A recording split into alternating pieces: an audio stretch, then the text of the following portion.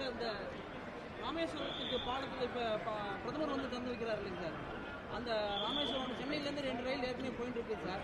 பிரதமர் வேணா ஒன்று பண்ணிட்டு இருக்காரு சார். கோயம்புத்தூர் 100 வருஷத்துக்கு மேலே ஆச்சு, இன்னும் ரயில் விடலை அப்படின்னு சொல்லி இங்கே தொழில்துறையினர் எல்லாருமே கேட்குறாங்க சார். அந்த முயற்சி நீங்கள் என்ன சார் பண்ணுறீங்க சார்? அண்ணே, மிகுந்த நியாயமான கேள்வி. இது பதில் சொல்றதுக்கு முன்னாடினா பத்திரிகை நண்பர்களுக்கு வணக்கத்தை சொல்லிட்டு உகாதி பண்டிகையினுடைய நல்வாழ்த்துக்களை எல்லாம் நம்முடைய சொந்தங்களுக்கு இந்த நேரத்தில் தெரிவித்துக் கொள்கின்றோம். சென்னையிலிருந்து ராமேஸ்வரத்துக்கு நீங்கள் சொன்னது போல ஒரு நாளைக்கு 2 ட்ரெயின் ஆல்ரெடி போயிட்டு இருக்கு. இந்த 3வது ட்ரெயின் என்ன பண்ணுதுங்கன்னா போகாத இடத்த கனெக்ட் பண்ணுது. திருவாரூர், திருத்துறைப்பூண்டி, பட்டுக்கோட்டை அதெல்லாமே ரொம்ப அன்சர்வ்டு ஏரியா. இந்தியன் ரயில்வேவை பொறுத்த வரைக்கும் அந்த பகுதி மக்களுக்கு ட்ரெயின் கனெக்ஷன் இல்லை. அந்த 3வது ட்ரெயின் பார்த்தீங்கன்னா திருவாரூர், திருத்துறைப்பூண்டி, பட்டுக்கோட்டை, இது 3வது வழி. 3 ட்ரெயினுமே 3 வழி. ஆனால் எங்களுடைய பெரிய மகிழ்ச்சி என்னன்னா திருவாரூரில் பல ஆண்டு காலமாக கேட்டுக்கிட்டு இருக்கிறாங்க. இன்னைக்கு அந்த 3வது ட்ரெயின் சென்னையிலிருந்து ராமேஸ்வரம் போகும்பொழுது மக்களுக்கு சென்னை கனெக்டிவிட்டியாக இருக்கட்டும், டெல்டா பகுதி கனெக்டிவிட்டி எல்லாத்தையும் கொடுக்குதுங்கண்ணா. நாம் இந்த ட்ரெயின் எப்போ அமைச்சர் ஒத்துக்கிட்டாங்களோ டெல்லியிலேயே கோரிக்கை வச்சுட்டு வந்துட்டோம். கோயம்புத்தூர், ராமநாதபுரம், ராமேஸ்வரத்துக்கு ஒரு ட்ரெயின் கனெக்ஷன் வேண்டும். காரணம், நிறைய சகோதர சகோதரிகள் வேலைக்காக இந்த பக்கம் வர்றாங்க, கோவில் தரிசனத்துக்காக ஒரு பக்கம் போகிறாங்க. தென் தமிழகத்தை கொங்கு பகுதிக்கு நேரடியாக கனெக்ட் பண்ணக்கூடிய ட்ரெயின், அதையும் விரைவில் மத்திய அமைச்சர் பரிசீலனை செய்வதாக சொல்லியிருக்கிறாங்க. இந்த கோரிக்கையை ராமநாதபுரத்திலிருந்து வச்சாங்க. நாங்கள் கோயம்புத்தூருக்கு அதிகமாக போகிறோம், எங்களுக்கு தினசரி சேவை வேண்டும்னு. நிச்சயமாக அது நடக்கும் என்கின்ற நம்பிக்கை எங்களுக்கு இருக்கு. நீங்கள் சொல்கிற என்ன சொல்லி, கரூர்லேருந்து 99 கிலோமீட்டர் ரோடானே? ஆமாம், அதான் இது வந்து கிடப்பில் போடப்படல.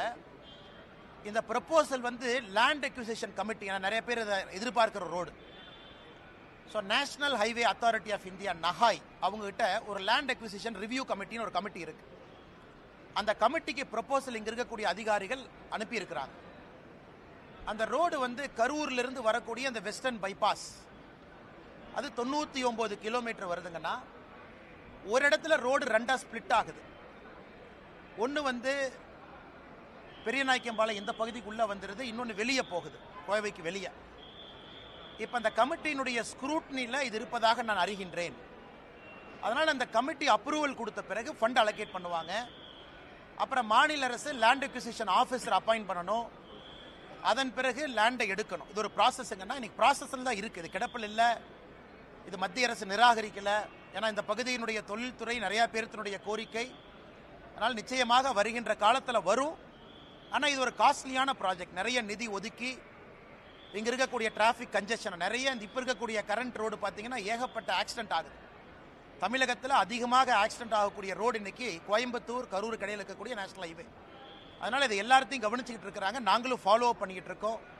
விரைவில் இதற்கு ஒரு நல்ல செய்தி வரும் என்கின்ற நம்பிக்கை எங்களுக்கு இருக்கு.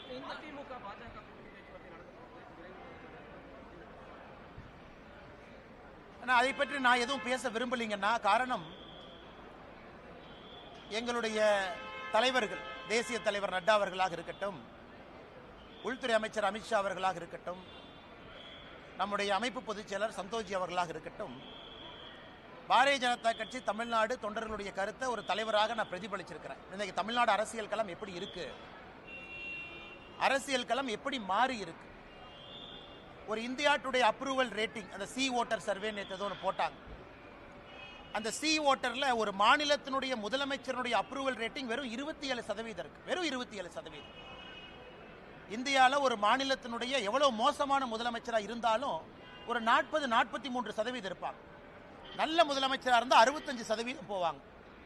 ஒரு மாநிலத்தினுடைய முதலமைச்சருடைய அப்ரூவல் ரேட்டிங் 27%. அதாவது 4ல் ஒருத்தர், 4ல் 3 பேர் வேண்டாங்கிறாங்க, 4ல் ஒருத்தர் தான் வேணுங்கிறாங்க. அது எங்களுடைய கள ஆய்வும் கூட அதே தான் சொல்லுது.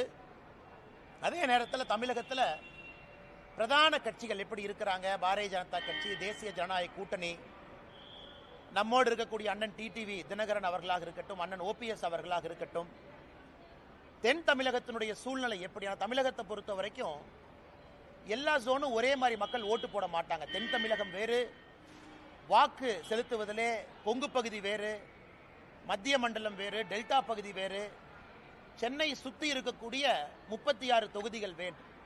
ஏன்னா நீங்கள் தென் தமிழகம் எடுத்தீங்கன்னா மதுரை கீழே 60 தொகுதிங்கன்னா 60 தொகுதியினுடைய பெர்ஃபார்மன்ஸ் வேற மாதிரி இருக்கும். கொங்கு பகுதி 54 தொகுதி. நீங்கள் தருமபுரி கிருஷ்ணகிரி இணைச்சிக்கிட்டீங்கன்னா 54 தொகுதி. 60 54 பார்த்தீங்கன்னா 114. சென்னையினுடைய 36 அதையும் சேர்த்துனீங்கன்னா 150. இந்த மூன்றினுடைய தன்மை என்ன? மிச்சம் இருக்கக்கூடிய 84 தொகுதிகள் வட தமிழகமாக இருக்கட்டும், மத்திய மண்டலமாக இருக்கட்டும். அதனால் இது எல்லாத்தையும் யோசிக்கணுங்கண்ணா. ஒரு கட்சி தமிழ்நாட்டில் ஜெயிக்கணும்னா 5 மண்டலத்தில் 3 மண்டலத்தை அந்த கட்சி ஜெயிக்கணும். ஒரு கூட்டணியோ கட்சியோ தமிழகத்தில் ஆட்சி களத்துக்கு வர்றாங்கன்னா இந்த 5 மண்டலத்தில் 3 மண்டலத்தை ஜெயிக்காம யாரும் ஆட்சிக்கு வரவே முடியாது. தென் தமிழகத்தையும் ஜெயிச்சு, கொங்கையும் ஜெயிச்சு, சென்னை உட்பட வேற எல்லா பகுதியிலையும் 3 குறைந்தபட்சம் ஜெயிக்கணும். ஸ்வீப் வரணும். 180 190 சீட் நீங்க அடிக்கணும். 234க்குன்னா 4 ஜெயிக்கணும். எனக்கு தமிழகத்தில் பத்திரிகை நண்பர்கள் நீங்களா இருக்கிறீங்க. அந்த சூழ்நிலை எப்படி இருக்குன்னு உங்களுக்கும் தெரியும், எனக்கும் தெரியும். அதனால என்னுடைய வேலை இந்த கட்சியினுடைய தலைவனாக, தொண்டனாக, இது எல்லாத்தையும் மைக்ரோ லெவல் அனாலிசிஸ். நான் எப்பவுமே மேம்போக்கா பேச முடியாது. நான் பத்திரிகையில பேசுறது வேணுங்கண்ணா. எங்களுடைய தலைவர்களுக்கு நான் ஒரு பிரீஃபிங் கொடுக்குறேன் அப்படின்னா மைக்ரோவா போகும். 234 தொகுதி தன்மை எப்படி, ஜாதிகளுடைய திங்கிங் எப்படி இருக்காங்க, ஜாதிகள் வேண்டாம் என்று நினைக்கின்றோம். ஆனால் ஓட்டிங் பேட்டர்ல இன்னைக்கு ஜாதிகள் ஒரு முக்கிய பங்கு வகிக்கிறாங்க. அவங்க எப்படி யோசிக்கிறாங்க, தலைவர்கள் எப்படி பார்க்கறாங்க, தமிழ்நாட்டினுடைய பொருளாதார சூழ்நிலை மக்கள் ஓட்டு செலுத்துவதில் மாற்றத்தை ஏற்படுத்துதா? குறிப்பா தென் தமிழகத்தை எடுத்துங்க. தண்ணி இல்லை, பெரிய பிரச்சனை. விவசாயம் நலிவடைந்திருக்கு. தொழில்துறை வளர்ச்சி இல்லை. அவங்க எப்படி பார்க்கறாங்க? அதனால் நான் என்ன பேசினேன் அப்படிங்கிறத நான் பத்திரிகை நண்பர்கள்ட்ட சொன்னா தவறா போயிருங்கன்னா, ரொம்ப டீட்டெயில்டாக, ஆழமாக, ஆதாரத்தின் அடிப்படையில் எப்படி தமிழ்நாடு இருக்கின்றது, எப்படி செல்ல வேண்டும், மக்களுடைய நலன் எப்படி இருக்கணுங்கிறத நாங்கள் பேசியிருக்கோம். அதனால் கூட்டணியை பற்றி எந்த வார்த்தையும் நான் பேச விரும்பல. அது நம்முடைய உள்துறை அமைச்சர் அமித்ஷா அவர்கள் நேற்று முன்தினம் டைம்ஸ் நவ் சம்மிட் டெல்லியில் பேசியிருந்தாங்க. நீங்க அதை பார்த்தீங்க. அதனால் அவருடைய கருத்தை இந்த விஷயத்தை பொறுத்தவரை இறுதி கருத்தாக நீங்க எடுத்துக்கங்க. என்னை பொறுத்தவரை தமிழகம் நன்றாக இருக்கணும், மக்கள் நல்லா இருக்கணும். அதே நேரத்தில் பாரதிய ஜனதா கட்சியினுடைய வளர்ச்சி தங்குதடை என்று இருக்கணும் அப்படிங்கிறது நான் ரொம்ப தெள்ள தெளிவாக இருக்கேன். எனக்கு எந்த ஒரு தலைவரின் மீதோ எந்த ஒரு கட்சியின் மீதோ கோபம் கிடையாது. யாருக்கும் எதிரானவன் கிடையாது. பாரதிய ஜனதா கட்சியினுடைய வளர்ச்சி எனக்கு முதன்மை, தமிழகத்தினுடைய நலன் அதைவிட முதன்மை. அதனால பொறுத்திருந்து பாருங்க. நான் ஏற்கனவே என்னுடைய ஸ்டாண்டை பொறுத்த வரைக்கும் எப்பொழுதுமே நான் ஓப்பனாக தான் இருந்திருக்கேன். அதில் எந்த மாற்று கருத்தும் இல்லை. நான் டெல்லியில் பேசும்பொழுது தொண்டனாக பணியாற்றவும் தயார் என்கின்ற வார்த்தையும் பயன்படுத்தியிருக்கேன். அதனுடைய பொருளையும் நீங்கள் நல்லா உணர்ந்துக்குங்க. அதனால் அண்ணாமலை அரசியலுக்கு வந்திருப்பது பவருக்காக கிடையாது. அண்ணாமலை அரசியலுக்கு வந்திருப்பது தமிழகத்திலே ஒரு மாற்றத்தை ஏற்படுத்த வேண்டும் என்பதற்காகத்தான். நான் ஆகஸ்ட் 25, 2020 பாரதிய ஜனதா கட்சி டெல்லியில் இணைஞ்சேன். அன்றிலிருந்து இன்று வரை என்னுடைய எண்ணத்தில் ஒரு சிறு பிசிறு கூட கிடையாது. எதற்காக அரசியலுக்கு வந்தேன் என்பதை 5 ஆண்டு கழித்தும் கூட இன்னைக்கும் அதே உணர்வோடு உங்களோடு நின்று கொண்டிருக்கின்றேன். அதனால் கூட்டணி பற்றி விரைவில் நீங்க பார்ப்பீங்க. தமிழ்நாடு பாரதிய ஜனதா கட்சியினுடைய தலைவர் எப்படி இருக்கணும் அதையும் விரைவில் பார்ப்பீங்க. ஸோ என்னுடைய கடமை ஒரு கட்சி முடிவெடுக்கும் பொழுது அக்யூரேட் ஃபீட்பேக், நடுநிலைமையாக, என்னை சார்ந்தோ இன்னொருவரை சார்ந்தோ இல்லாமல் பெர்ஃபெக்ட் அக்யூரேட் ஃபீட்பேக்கை கொடுத்தா கட்சியினுடைய தலைவர்கள் சரியான முடிவெடுப்பாங்க. அதான் என்னுடைய நோக்கம். அதை டெல்லியிலே நான் செய்துவிட்டு வந்திருப்பதாக எனக்கு நானே சொல்லிக் கொள்கின்றேன். அதுக்கப்புறம் தலைவர்கள் எல்லா சூழ்நிலையும் பார்த்து முடிவெடுப்பாங்க.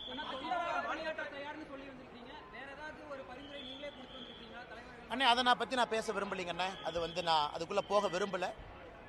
என்னை பொறுத்தவரை கட்சியினுடைய முக்கியமான தலைவர்கள் யார் இருக்கிறாங்க, யார் முடிவெடுக்கிறாங்க அப்படிங்கிறத தொடர்ந்து நான் பேசிக்கிட்டு இருக்கேன். அதை நான் இன்றைக்கும் அவங்ககிட்ட பேசியிருக்கேன். இன்றைக்கி சொல்லியிருக்காங்கன்னா, பாரத பிரதமர் நரேந்திர மோடி ஐயா ஏப்ரல் 6ஆம் தேதி தமிழ்நாட்டுக்கு வர்றாங்க. ராமேஸ்வரம், ராமநாதபுரத்துக்கு வர்றாங்க. இலங்கையிலிருந்து நேரடியாக டைரெக்டாக இலங்கையிலிருந்து ராமநாதபுரத்துக்கு வர்றாங்க. இலங்கை 5ஆம் தேதி போகிறாங்க இலங்கைக்கு. அது முடித்த பிறகு மண்டபத்துக்கு வர்றாங்க. மண்டபம் வந்த பிறகு பாரத பிரதமர் நரேந்திர மோடி ஐயா அவர்கள் பாம்பன் அந்த புதிதாக இந்த புதிய டெக்னாலஜியோடு வடிவமைத்திருக்கக்கூடிய பாலத்தை திறப்பு விழா செய்கிறாங்க. அதன் பிறகு கோவிலுக்கு போகிறாங்க. ஒரு முக்கிய ஜோதிர்லிங்க கோயிலாக இருக்கக்கூடிய ராமேஸ்வரம் கோயிலுக்கு போய் ஆண்டவன் தரிசனம் முடிச்சுட்டு government meeting, government public meeting, அதாவது பாரதிய ஜனதா கட்சியினுடைய பொதுக்கூட்டம் இல்லை, அரசு நடத்தக்கூடிய பொதுக்கூட்டத்தில் பிரதமர் பங்கேற்று புதிய திட்டங்களுக்கான அறிவிப்பு எல்லாம் செஞ்சுட்டு பிரதமர் அவர்கள் மதுரை வழியாக டெல்லிக்கு திரும்பி போகிறாங்க. இது ஏப்ரல் 6ஆம் தேதி நடக்கிறது. அதற்கான பணிகள் எல்லாம் கூட நம்முடைய கட்சி தொண்டர்கள் செய்து கொண்டிருக்கின்றார்கள். அதுவும் எங்களுக்கு முக்கியம். பிரதமர் அவர்கள் தேர்தலுக்கு பிறகு 2024 லோக்சபா தேர்தலுக்கு பிறகு தமிழ்நாட்டுக்கு வரக்கூடிய அவருடைய முதல் விசிட் இது. அதையும் வெற்றிகரமாக அந்த பகுதியில் நடத்தி காட்ட வேண்டும் என்கின்ற முனைப்போடு இருக்கிறோம். அதனால் அரசியல் என்ன நடக்கும், எப்படி நடக்கும், எந்த நேரத்தில் நடக்கும், அதெல்லாம் சரியான நேரத்தில் நடக்குங்கன்னா மாநில தலைமைக்கு அதிமுகவுடன் கூட்டணி இல்லை அப்படிங்கிறது ஒரு தெளிவாக இருக்கும். எந்த காலத்தில் கூட்டணி இல்லை அப்படிங்கிறது அண்ணா ஒரு நிமிஷங்கண்ணா, அண்ணா ஒரு நிமிஷம். நீங்கள் என்னை பார்ப்பீங்கண்ணா, வருங்காலத்தில் என்னை பார்ப்பீங்க. எதையும் மாற்றி பேசுவோன்னு அந்த அண்ணாமலை அல்ல, நீங்கள் பார்ப்பீங்க. அண்ணாமலையை பொறுத்தவரை ஆகஸ்ட் 25, 2020 எதற்காக அரசியலுக்கு வந்தனோ அந்த வெறியும் அந்த பசியும் அந்த நெருப்பும் உள்ள எரிஞ்சுக்கிட்டு இருக்கு. அதே நேரத்தில் கட்சி முதன்மையானது. இந்த கட்சியில் நான் ஒரு தொண்டன். இந்த கட்சி முதன்மையானது. இந்தியாவுடைய அரசியல் சரித்திரத்தை பார்க்கும் பொழுது பாரதிய ஜனதா கட்சியை பொறுத்தவரை நிறைய இடத்துல நாம் முடிவுகள் எடுத்திருக்கின்றோம். எல்லா முடிவுகளும் ஒரு தொலைநோக்கு பார்வையோடு தான் நம்ம முடிவு எடுத்திருக்கோம். அதனால் என்னை பொறுத்தவரை நான் தெளிவாக இருக்கின்றேன். நான் ஏற்கனவே உங்களுக்கு நிறைய பேசிட்டேன் டெல்லியில். என்னால் யாருக்கும் பிரச்சனை வராது. அதே நேரத்தில் மாற்றி மாற்றி பேசுகிறவன் அண்ணாமலை கிடையாது. அண்ணா போன வருஷம் அப்படி சொன்னீங்க, இந்த வருஷம் இப்படி சொன்னீங்க, 2025 ஜூனில் அப்படி சொல்லுவீங்களா? என்னுடைய ஸ்டாண்ட் எப்பவுமே ஒன்று தாங்கண்ணா. தமிழ்நாடு முதன்மையாக இருக்கணும், பாரதிய ஜனதா கட்சியினுடைய வளர்ச்சி இருக்கணும். அதில் என்னுடைய தனிப்பட்ட வளர்ச்சியோ இன்னொருடைய வளர்ச்சி முக்கியம் கிடையாது. அதனால் வருகின்ற காலத்தில் நீங்கள் பார்ப்பீங்க என்னுடைய ஸ்டாண்ட் எப்பவுமே கன்சிஸ்டன்ட் தான். அதிமுக தலைவருக்கு எதிராக நீங்கள் கடுமையாக விமர்சிச்சிருந்தீங்க, எடப்பாடி பழனிசாமி அவர்களே விமர்சிச்சிருந்தீங்க. அந்த ஸ்டாண்ட் உறுதியாக இருக்கீங்களா? அண்ணா ஒரு நிமிஷம். அதாவது யாரை பற்றியும் நான் கடுமையாக விமர்சிக்கல, கருத்துக்களை கருத்துக்களாக வைத்திருக்கின்றேன். அது சகோதரர் விஜய் அவர்களாக இருக்கட்டும், நம்முடைய மாண்புமிகு முதலமைச்சர் ஐயா ஸ்டாலின் அவர்களாக இருக்கட்டும். நான் இந்தியா ஃபுல்லாக பிரச்சாரத்துக்கு போகிறேன்.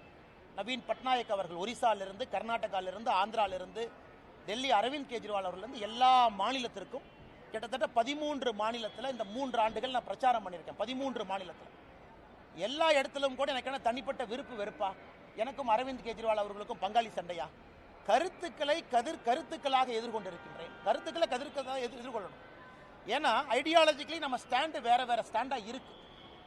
அது மாற்று வேறு மாநில அரசியலாக இருக்கட்டும், தமிழகத்தினுடைய அரசியலாக இருக்கட்டும், எங்களுடைய கருத்துக்களை சில இடத்துல வலிமையாக சொல்ல வேண்டி இருக்கு. அதுதான் பண்ணியிருக்கேன். அதனால கடுமையாக விமர்சிச்சாங்க அப்படிங்கிற வார்த்தையை வடங்கன்னா கருத்துக்களை கருத்துக்களாக எதிர்கொண்டிருக்கின்றேன். வருகின்ற காலத்தில் நீங்க பார்ப்பீங்க என்னுடைய ஸ்டாண்டில் எந்த மாற்றமும் இல்லைங்க. அதிமுக தலைவர்கள் பாஜக தலைவர்கள் புகழ ஆரம்பிச்சிருக்காங்க. அண்ணே நான் யாருடைய தனிப்பட்ட இதை பற்றி நான் கருத்து சொல்ல விரும்பலிங்கன்னா அந்தந்த தலைவர்களை எப்படி பார்க்குறாங்க அப்படிங்கிறத அவங்க பிரதிபலிக்கிறாங்க. நான் ஏற்கனவே சொல்லியிருந்தேன், ஒரு மாநிலத்தினுடைய எதிர்க்கட்சி தலைவர் ஒரு நாட்டினுடைய உள்துறை அமைச்சரை சந்திப்பது எந்த விதத்திலும் தவறு இல்லை என்று சொன்னவன் நான். இன்னைக்கு தமிழ்நாட்டிலிருந்து ஃப்ளைட்டில் யார் ஏறினாலும் டெல்லிக்கு தான் வர்றாங்க, பாரதிய ஜனதா கட்சி தலைவர்களை தான் பார்க்குறாங்க அப்படின்னு மீடியாவில் நிறைய யூகம் எழுதுறீங்க. அண்ணன் செங்கோட்டையன் அவர்கள், மதிப்புக்குரிய அண்ணன் செங்கோட்டையன் அவர்களுடைய பயணம், அதில் யூகத்தை எழுதுறீங்க. பாரதிய ஜனதா கட்சியை பொறுத்தவரை திரைமறைவில் யாரையும் சந்தித்து பேச வேண்டிய அவசியம் பாரதிய ஜனதா கட்சிக்கு இல்லை. நாங்கள் எப்பொழுதுமே வெளிப்படையாகத்தான் இருக்கிறோம். காங்கிரஸ் போல டெல்லியில் அமர்ந்து தமிழ்நாட்டினுடைய அரசியலை பாரதிய ஜனதா கட்சி எப்பொழுதும் கட்டுப்படுத்தாது. அது பாரதிய ஜனதா கட்சியினுடைய சரித்திரமே சாட்சி. அதனால மீடியாவில் வரக்கூடிய யூகங்களுக்கு நான் பதில் சொன்னால் அது தவறாக போயிருங்கண்ணா. டெல்லிக்கு போயிட்டு வந்த உடனே செங்கோட்டையன் அவர்களுக்கு வந்து ஒய்பிரி பாதுகாப்பு கொடுத்துருந்தாங்க. யாரையும் தனிப்பட்ட முறையில் பேச வேண்டியது இல்லை அப்படின்னு. விஜய் அவர்களுக்கு பாதுகாப்பு இருக்கு. இன்னைக்கு விஜய் அவர்களுக்கு பாதுகாப்பு கொடுத்த காரணத்திற்காக இல்லை, அப்ப பாஜகவும் அதாவது மத்திய ஆளுகின்ற ஆட்சியும் விஜய் அவர்களுக்கும் ஒரு தனிப்பட்ட உடன்படிக்கை இருக்கா? இல்லை. அவர் பாரதிய ஜனதா கட்சியின் மீது ஆக்ரோஷமான கருத்துக்களை வைக்கிறாரு, பதிலுக்கு நாங்க வைக்கிறோம். அதனால இந்த செக்யூரிட்டிக்குள்ள நான் போக விரும்பலைங்க. நான் எல்லாருக்குமே தமிழ்நாட்டினுடைய சரித்திரத்தை பாருங்க, நமக்கு நேர் எதிர்கட்சிகளாக இருந்தவங்களுக்கு முதல்ல என்எஸ்ஜிஎல் இருந்துச்சு, நேஷனல் செக்யூரிட்டி கார்டு. இப்போ அது சிஆர்பிஎஃப் மாறிடுச்சுங்கண்ணா. நம்மை பொறுத்தவரை மாநில அரசு ஒருத்தருக்கு செக்யூரிட்டி கொடுக்க தவறும் பொழுது மத்திய அரசு ஸ்டெப்பின் பண்றாங்க. அப்படித்தான் நான் பாக்குறேங்கண்ணா. மாநில அரசினுடைய ஸ்டேட் செக்யூரிட்டி கேட்டகரைசேஷன் கமிட்டின்னு ஒன்று இருக்கு, ஏடிஜி இன்ட் லா அண்ட் ஆர்டர்லாம் அதில் இருக்காங்க. அவர்கள் முறையாக கொடுக்கும் பொழுது அதில் எங்கேயுமே விருப்பு வெறுப்பு இருக்கக்கூடாதுன்னு நினைக்கிறோம். அதனால் மத்திய அரசு யாராச்சும் ஒருத்தர் கொடுக்குறாங்க, அதில் ஒரு அரசியல் காரணம் அப்படின்னு யாராச்சும் கற்பிக்க நினைத்தால் அதை நான் இந்த நேரத்தில் மறுக்கிறேன். Ex MLA, sitting MLA, ex minister, அதே போல் நிறைய பேர் இருக்காங்க. ஆனால் அவருக்கு மட்டும் ஏன் ஒரு கேள்வி தானே நடக்கூடிய ஆனால் எனக்கு தெரியலிங்கண்ணா, நீங்கள் அந்த செக்யூரிட்டி கேட்டகரைசேஷன் கமிட்டி, அரசியல் சூழல், குறிப்பாக தொண்டர்கள் வருவது, பாதுகாப்பு, காரணம், கருத்துக்கள் பேசுவது, அதை பற்றி நான் சொல்ல விரும்பலிங்கன்னா இருக்கலாம். இன்டெலிஜென்ஸ் ஏஜென்சிஸ் என்ன பிக் பண்ணுறாங்க, அந்த செக்யூரிட்டி கேட்டகரைசேஷன் கமிட்டியில் என்ன யோசிக்கிறாங்க, இதெல்லாம் கூட ஒரு காரணமாக இருக்குங்கண்ணா. பட் நான் விஜய் அவர்களுக்கும் இதே தான் சொல்கிறேன், அண்ணன் செங்கோட்டையன் அவர்களுக்கு இதே தான் சொல்கிறேன். மாற்று கருத்து பேசக்கூடிய நண்பர்களுக்கும் நம்ம கொடுத்துருக்கிறோமே, அப்போ நமக்கும் விஜய் அவர்களுக்கும் உறவா? நிச்சயமாக கிடையாது. அப்போ நமக்கும் செங்கோட்டையன் அண்ணனுக்கும் உறவா? நிச்சயமாக கிடையாது. இது வந்து அந்த ரீதியில் தான் நீங்கள் பார்க்கணுங்க. மேடம் கேளுங்க மேடம்.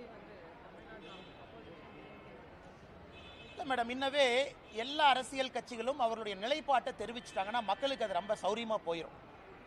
சகோதரர் விஜய் அவர்களாக இருந்தாலும் கூட அரசியல் எதுக்கு வந்திருக்காங்க, யாரை எதிர்க்கிறாங்க, என்ன காரணத்திற்கு இங்கே அரசியல் பண்ணுறாங்க, அந்த நிலைப்பாட்டை தெரிவிக்கணும். அதனால் சகோதரர் அவர்கள் விஜய் அவர்கள் நிலைப்பாட்டை தெரிவிச்சுக்கிறாங்க, நான் வரவேற்கிறேன், நோ ப்ராப்ளம். இதுக்கு தான் அரசியல் வந்திருக்கேன். பட் நாங்கள் திமுகவையும் எதிர்க்கின்றோம், இப்படித்தான் எதிர்க்கிறோம். அதாவது திமுகவை எதிர்க்கும் பொழுது பாரதிய ஜனதா கட்சியினுடைய கொள்கையும் திமுக கொள்கையும் 1008 வித்தியாசம் இருக்கு. திமுக 2 மொழி, நாங்கள் 3 மொழி பேசுகிறோம். திமுக நீட்டு வேண்டாம், நாங்கள் நீட்டு வேண்டுன்னு சொல்கிறோம். திமுக வக்ஃப் போர்டுக்கு எதிரி, நாங்கள் வக்ஃப் போர்டு வேணும்னு சொல்கிறோம். இது எதிர்ப்பு, அதாவது கொள்கை ரீதியான எதிர்ப்பு. அதனால் இன்னைக்கு மக்கள் அரசியல் கட்சிகளை பார்ப்பாங்க, வெறுமனே எதிர்க்கிறீங்களா, பேச்சுக்காக எதிர்க்கிறீங்களா, இல்லை எதிர்க்கிறீங்கன்னா உங்களுடைய கொள்கை அடிப்படையிலே மாறுபட்ட கொள்கையா, இது மக்கள் பார்ப்பாங்க. இன்னைக்கு பாரதிய ஜனதா கட்சியினுடைய எதிர்ப்பு என்பது அடிப்படையிலே மாறுபட்ட கொள்கையோடு திராவிட முன்னேற்ற கழகத்தை நாம் எதிர்த்துக் கொண்டிருக்கின்றோம். 100 நாள் வேலைவாய்ப்பு திட்டத்தில் வந்து 4000 போராட்டம் பல இடத்துல வந்து மக்களை வந்து ராமசபை தவறான ஒரு விஷயத்தை சொல்லி வந்து கூட்டியிருக்காங்க. அண்ணா, 100 நாள் வேலைவாய்ப்பு திட்டத்தை பற்றி நல்ல ஒரு கேள்வி கேட்டீங்கண்ணா, நான் பதில் சொல்கிறேங்கண்ணா. அண்ணா, தமிழ்நாட்டை பொறுத்த வரைக்கும் சில டீட்டெயில்ஸ் நான் கொடுக்குறேங்கண்ணா, நல்லா எழுதி வச்சுக்கங்கண்ணா. எந்த அளவுக்கு ஃப்ராடுத்தனம் இங்கே இருக்கக்கூடிய திராவிட முன்னேற்ற கழகத்தினுடைய ஆட்சியாளர்கள் செய்கிறாங்க அப்படிங்கிறத, எந்த அளவுக்கு ஃப்ராடுத்தனம் பண்ணுறாங்க நீங்கள் பார்க்கணுங்கண்ணா. ஆனால் அதாவது நான் சொல்கிறது நல்லா கேட்டுங்கண்ணா, தமிழ்நாட்டை வர பின்தங்கிய மாநிலங்கள் இந்தியாவில் நிறையா இருக்குங்கண்ணா. தமிழ்நாட்டை விட கிராமப்புற மாநிலங்கள் நிறையா இருக்குங்கண்ணா. தமிழ்நாட்டை விட கிராமப்புற மாநிலங்கள். இன்னைக்கு இந்த 100 நாள் வேலைவாய்ப்பு திட்டம் நாம ஆட்சிக்கு வந்த பிறகு எல்லா மாநிலங்களுக்கும் கொடுத்துருக்கக்கூடிய நிதி நான் படிக்கிறேங்கண்ணா. ஆந்திராவை பொறுத்த வரைக்கும், ஆந்திர பிரதேச பொறுத்த வரைக்கும் 2021-22 மேடம், நான் சர்க்குலேட் பண்ணுறேன், நீங்கள் நோட்ஸ் பெருசாக எடுக்க வேண்டாம், உங்களுக்கு அந்த டேட்டா கைக்கு வந்துடும். 21-22, 22-23, 23-24, 24-25 4 வருஷங்கண்ணா. 4 ஆண்டுகள் ஆந்திராவுக்கு மொத்தமாக நாம் கொடுத்திருப்பது 30,063 கோடி. பீகார் தமிழ்நாட்டை விட பின்தங்கிய மாநிலம், கிராம பகுதிகள் அதிகமாக இருக்கக்கூடிய மாநிலம். பீகாருக்கு 4 ஆண்டுகள் நாம் கொடுத்திருப்பது 24,726 கோடி. குஜராத் 4 ஆண்டுகளில் 100 நாள் வேலைவாய்ப்பு திட்டம் குஜராத் நல்லா கவனிச்சுக்கங்கண்ணா. குஜராத்துக்கு நாம் கொடுத்திருப்பது வெறும் 6,613 கோடி. கர்நாடகா பிஜேபி அரசு இடையில் இருந்தாங்க, 4 ஆண்டுகளுக்கு நாம் கொடுத்திருப்பது 23,226 கோடி. கேரளாவிற்கு 13,000 கோடி. மத்திய பிரதேஷ் தமிழ்நாட்டை விட பின்தங்கிய மாநிலம் 26,000 கோடி. ஒரிசா 18,000 கோடி. ராஜஸ்தான் 35,000 கோடி. தமிழ்நாட்டை விட 4 மடங்கு மக்கள் தொகை, தமிழ்நாட்டை விட அதிகமான கிராமங்கள் இருக்கக்கூடிய உத்தரப்பிரதேஷ்க்கு நம்ம 4 ஆண்டுகளில் கொடுத்தது 38,000 கோடி. இந்தியாவில் அதிகமாக 100 நாள் வேலைவாய்ப்பு திட்டம் நாம் கொடுத்த நிதி இந்திய அரசியல் சரித்திரத்தில் தமிழ்நாடு. கடந்த 4 ஆண்டுகளில் 39,333 கோடி ரூபாய். யூபி தமிழ்நாட்டை விட 3 மடங்கு மக்கள் தொகை அதிகம், தமிழ்நாட்டை விட கிராமம் அதிகம். அவங்க நடத்தாத 100 நாள் வேலைவாய்ப்பு திட்டத்தை அவன் நடத்திட்டு இருக்கா. என்ன கதை விட்டுட்டு சுத்துறாங்களா? அப்ப யாரு பேர்ல நீ போலி கணக்கு எழுதுற? யூபியில 23 கோடி மக்கள், 24 கோடி. யூபியில 38,687 கோடி. தமிழ்நாட்டில் 8.5 கோடி மக்கள் தொகை. தமிழ்நாட்டில் எவ்வளவு காசு வாங்கியிருக்காங்க? 39,338 கோடி. இதை கனிமொழி அக்கா பார்லிமெண்ட்ல பேச மாட்டாங்களா? நான் டேட்டா உங்களுக்கு இப்ப முடிச்சோன்னே கொடுக்குறேன், டேபிள் போட்டு. அது மட்டும் இல்லைங்கன்னா, தமிழ்நாட்டுக்கு கொடுத்திருக்கக்கூடிய 100 நாள் வேலைவாய்ப்பு திட்டத்தினுடைய நிதி என்பது மகாராஷ்டிரா, தெலங்கானா, சத்தீஸ்கர் 3 மாநிலத்தை சேர்த்துனாலும் தமிழ்நாட்டினுடைய நிதியை விட குறைவா வாங்கியிருக்கிறாங்க. என்ன நியாயம் இது? அதுக்கு அடுத்தது பாருங்க, மொத்தம் கிராம பகுதி மக்கள் தொகை அக்கா கேட்பாங்க, இந்து அக்கா, அண்ணா நீங்க இப்படிலாம் சொல்லக்கூடாது, கிராம பகுதி ப்ரொபோஷனேட் சொல்லுங்க. ஆந்திரால கிராம பகுதி மக்கள் தொகை பீகார்ல 9%, மத்திய பிரதேசில் 5%, உத்தரப்பிரதேசில் 15%, தமிழ்நாட்டில் 3.7 கோடி, 8.5 கோடியில் 3.7 கோடி, உத்தரப்பிரதேசில் 23 கோடியில் 15 கோடி கிராமப்புறம்.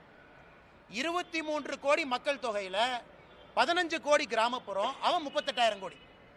8.5 கோடி மக்கள் தொகையில் 3.7 கோடி கிராம மக்கள், ஆனால் நான் 39. அப்போ இடையில எவனோ பணத்தை சாப்பிட்றான். Clear, data clear. அப்போ இடையில எவன் பணத்தை சாப்பிட்றான்னு இப்போ தொலையிட்டு இருக்கோம். இடையில பணத்தை சாப்பிட்றான்னு தூக்கணும். இந்த போலி கணக்கு, வராதவங்க பேரில் கணக்கு, திமுக கூட்டத்துக்கு குரூப்பா கூட்டிட்டு போய் கணக்கு, அதெல்லாம் 100 நாள் வேலைவாய்ப்பு திட்டம், பஸ்ஸில் கூட்டிட்டு போறது, அதெல்லாம் மாட்டி டாஸ்மார்க் ஊழலை விட மிகப்பெரிய ஊழலாக தமிழ்நாட்டில் 100 நாள் வேலைவாய்ப்பு திட்டம் மிகப்பெரிய ஊழலாக இருக்கும். ஆனால் இதில் திமுகவுடைய பஞ்சாயத்து பிரசிடென்ட் ஜெயிலுக்கு போவான். அவங்கெல்லாம் கட்டி வைக்கணும்னா திகார் மாதிரி 4 ஜெயில் கட்டணும். கோயம்புத்தூர் பஞ்சாயத்து பிரசிடென்ட்ல இதில் ஏறு, இந்த ராமநாதபுரத்துக்காரன்லாம் இதில் போ, இந்த பக்கமெல்லாம் இங்கே போ, சென்னைக்காரன்லாம் இங்கே வந்துரு.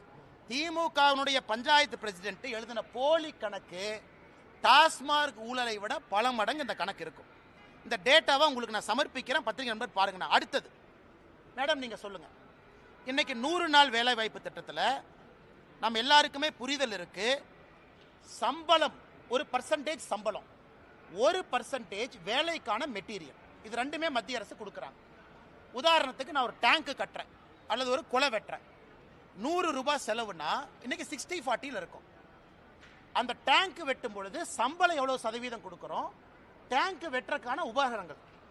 தமிழ்நாட்டில் இன்னைக்கு நிலுவையில் இருக்கக்கூடிய சம்பளம் 87%. மொத்த காஸ்ட்ல 87% சம்பளம் பாக்கினா அது 60-40 தான் இருக்கணும். அப்ப 87% சம்பளம் பாக்கினா நீ போலி கணக்கு எழுதுற. நீ போலி கணக்கு எழுதுறதுனால வேஜ் பில் அதிகமாகுது, மெட்டீரியல் பில் அதிகமாகல.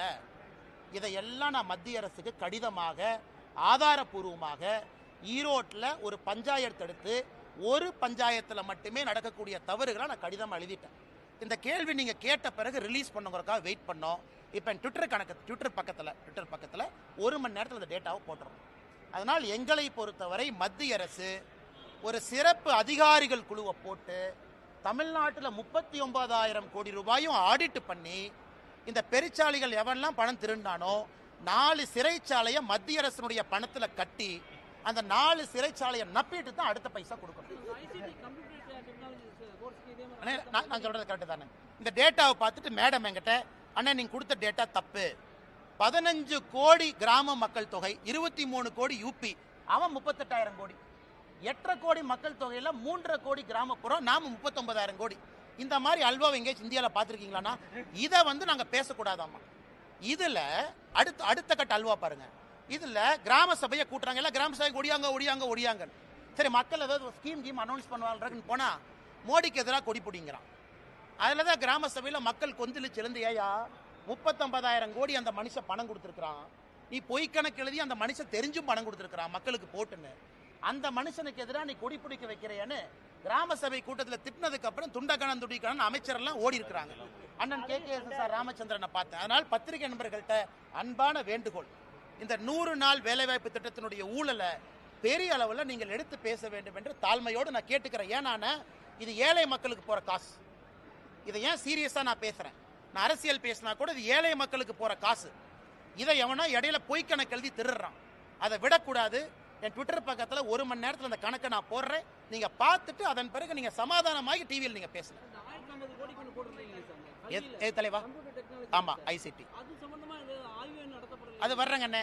அதில் கொஞ்சம் அன்பில் மகேஷனுடைய ஒரு பினாமி கம்பெனி அதில் இருக்குங்கண்ணே, ஒரு அண்ணா நகர் கம்பெனி ஒன்று, அதையும் நான் எடுத்திருக்கேங்கண்ணே. இவங்க தான் இந்த CBI ப்ராசிக்யூஷன் சாங்ஷன்லாம் பிடுங்கி வச்சிருக்கிறாங்க.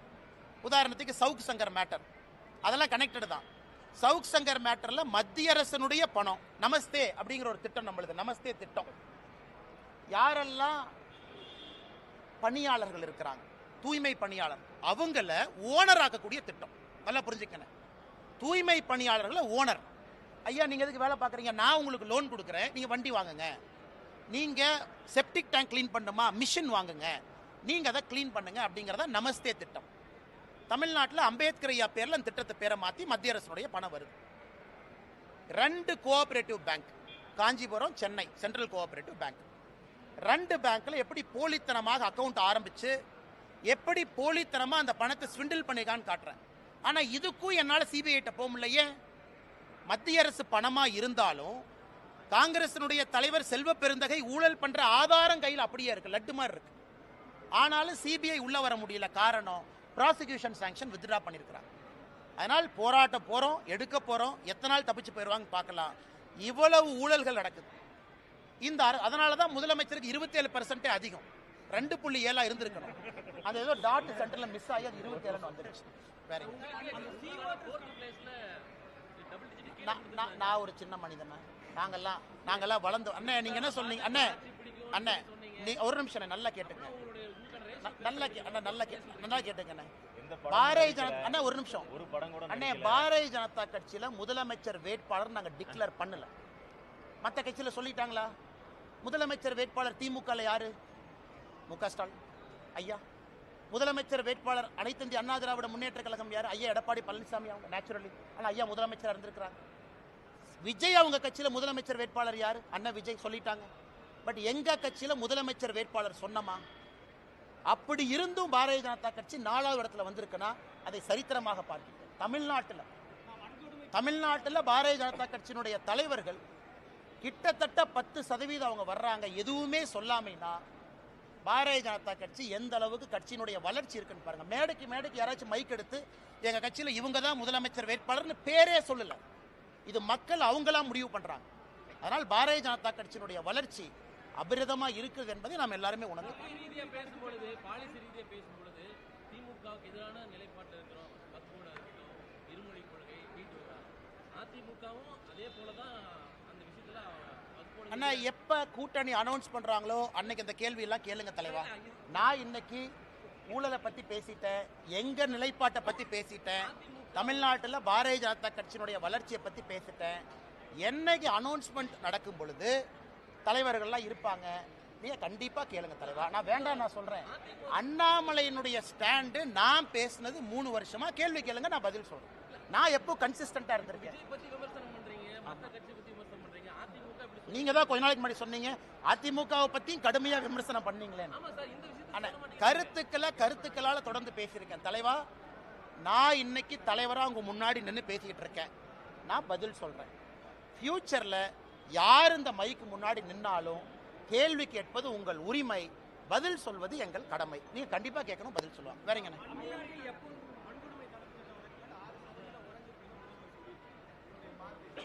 அண்ணே, நம்ம முதலமைச்சரை பொறுத்த வரைக்கும் டேட்டாவை கையில் எடுத்துக்குவாருண்ணே. எந்த பீரியடுக்கு குறைஞ்சிருக்குன்னு பின்னாடியே போவார்.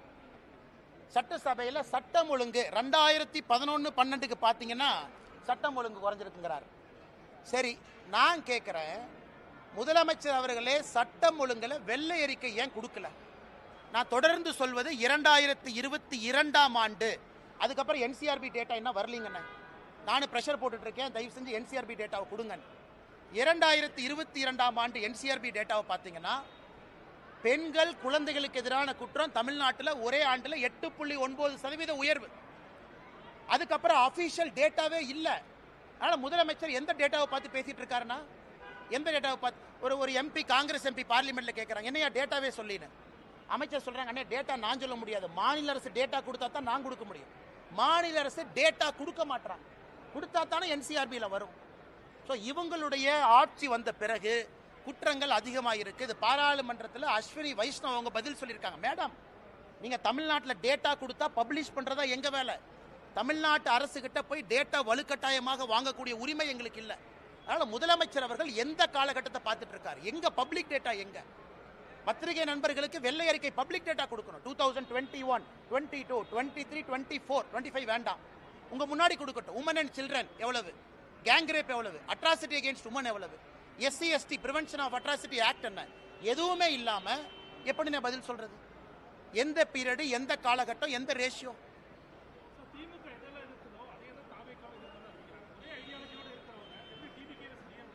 அதான் நான் உங்கள்கிட்ட கேள்வி கேட்டேன். அண்ணன் சீமான் அவர்கள் நான் பாராட்டுறேன். ஏன்னா அவருடைய கொள்கை வேறு, அவர் எதிர்க்கிறாரு. பாரதிய ஜனதா கட்சியை நானே பாராட்டிக்கிறேன். எங்கள் கட்சியாக இருந்தாலும் நாங்கள்லாம் சேர்ந்து பாராட்டிக்கிறோம். ஏன்னா எங்கள் கொள்கை வேறு, நாங்கள் எதிர்க்கிறோம். மிச்ச கட்சிகளாக ஒரே கொள்கை தானே. நீங்கள் கேட்டீங்க அண்ணன் டிவிக்கு, அவங்களாம் ஒரே கொள்கை தானே. ஆனால் புதுசாக என்ன கொண்டு வர்றாங்கன்னு கேட்குறேன். அதனால தான் நாங்கள் தைரியமாக இருக்கிறோம். தேசிய ஜனநாயக கூட்டணி வரக்கூடிய தேர்தலில் பெரிய அளவில் வெற்றி வாய்ப்பை கொண்டு வரும் என்கிற நம்பிக்கை எனக்கு இருக்கு. ஏன்னா முதலமைச்சருடைய அப்ரூவல் ரேட்டிங்கே 27% என்ன. இந்தியாவில் எங்கேயாச்சும் அநியாயம் பார்த்துருக்கீங்களா? அந்த அநியாயம்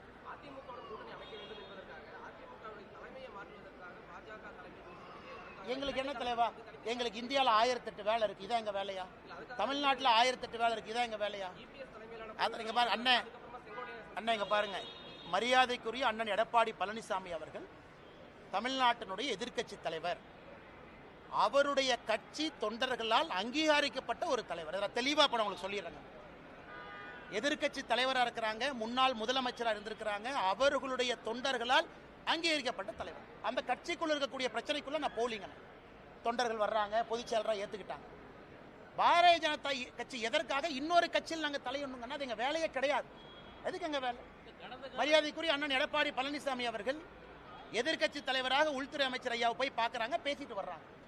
நாங்கள் எப்போ இன்னொரு கட்சிக்குள்ள நாங்கள் பூந்து அதே வேலை கிடையாது. அண்ணே 2021 இந்த ஸ்டாண்டை நான் சொல்கிறேன். மேலிருந்து பாரதிய ஜனதா கட்சி இன்னொரு கட்சியை அழித்து வளரும் என்று நினைத்தால் பாரதிய ஜனதா கட்சியும் அழிந்து விடும் என்று தொடர்ந்து சொல்லியிருக்கு. ஆர்கானிக் growth தான் பாலிடிக்ஸில் நிற்கும்.